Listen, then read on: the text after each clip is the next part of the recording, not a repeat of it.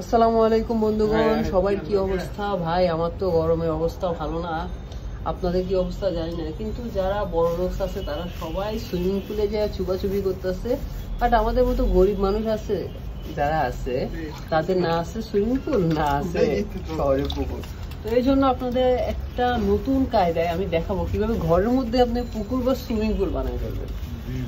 তো এই জন্য কিছু না, সোজা আপনার বারান্দায় চলে যাবেন। বারান্দায় গিয়ে আপনার বারান্দায় যে বৃষ্টির পানি নামার যে ফুটাটা আছে এটা আপনি কাপড় পলিথিন মোড়ায়া বন্ধ করে দিবেন। তারপর বন্ধ করা শেষ হলে সোজা চলে যাবেন ওয়াশরুমে। ওয়াশরুম থেকে বালতি বালতি বালতি পানি এনে সোজা বারান্দায় ঢালবেন।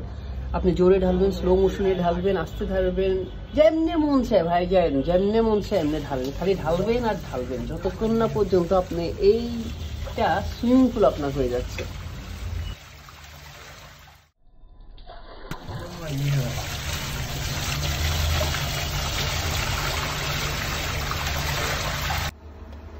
দেখেন আমার পানি ঢালাঢালি শেষ, সুন্দর একটা সুইমিং পুল হয়ে গেছে আমার এখানে। এখন আমি এটার মধ্যে শুয়ে যাব। জাস্ট গরমে আপনি বাহির থেকে আসবেন, আপনি বারান্দার দরজাটা খুলে ধুপ করে এটার মধ্যে একটা লাফ দিবেন আর শুয়ে পড়বেন।